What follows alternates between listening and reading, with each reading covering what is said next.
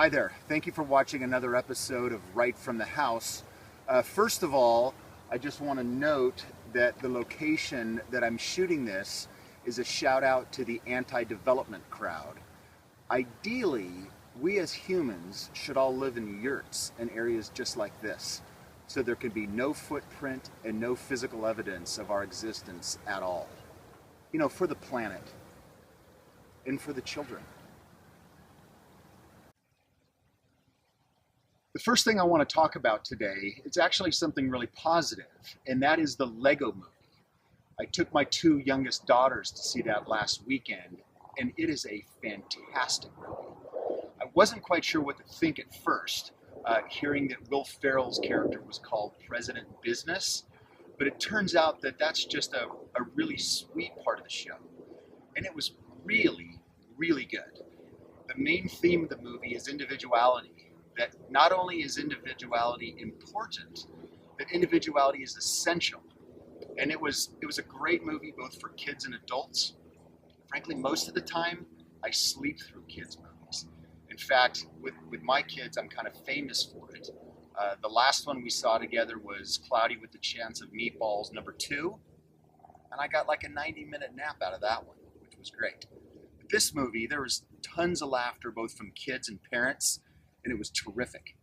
But the thing that I really noticed about it the most, that really kind of overwhelmed me even, was just how incredibly creative people are. The entire thing with the Lego characters and the movie and all of the things that go on for the first 3/4 of it, it's all just a kid playing with Legos. Now, that's kind of a spoiler alert. But you realize that the entire movie and all the characters and all the playing and putting the bricks together is just something that the kid has made up in his mind. And it was just a genius movie, and I totally recommend it. Now, I don't know how many of you know this. The president does a weekly radio address, and you can actually find it on the White House YouTube site, where he sits and talks for a couple of minutes about something that's important to him. Well, this week, he talked about minimum wage and increasing incomes for Americans. I posted about it on my website. Also, I wrote a piece about it on Independent Journal Review. And his main thing is that minimum wage needs to go up to $10.10 an hour. Makes a very big deal about that, makes a bunch of claims about the economic benefits and etc. And it's really upsetting because number one, a minimum wage increase is just bad economic policy. Yes, certainly, for the folks that keep their jobs, getting an increased wage is fantastic. But the one thing he never mentions, and the supporters never mention, is what about the folks that lose their job as a result of it? Or secondly, maybe even more importantly, the people that never had a job in the first place. Think about my son, for example. He's 18. He's never had a job before.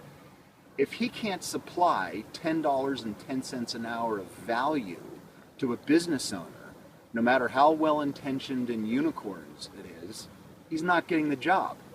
And frankly, the minimum wage job, your first job, is merely a stepping stone to your second job. The other thing he talked about that I thought was kind of funny is that Republicans are against it. Well, the idea is that Republicans are against it because they want to either hold people's income down, or they only want their rich friends to become richer, or something silly like that. But the reality is that most of the Republican arguments against raising the minimum wage are because of the economic issues related to it. And the other thing, if you go into the web and look at the details, if you look at the states that have the greatest job growth, or you look at the states that have the lowest rates of unemployment, Republican governors.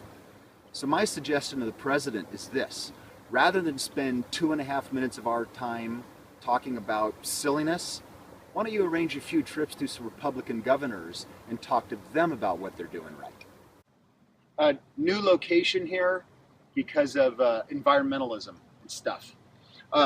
New segment I'm going to do this week. I'm going to read a couple of tweets. I'm calling this the tweets of the week, and you can see them as I read them. These gems are from Nancy Pelosi. From cutting costs to fighting fraud, the Affordable Care Act is making Medicare stronger for millions of Americans. This is how. Experts and economists explain what the CBO missed. A wage hike means jobs and economic growth. Period. Raise the wage.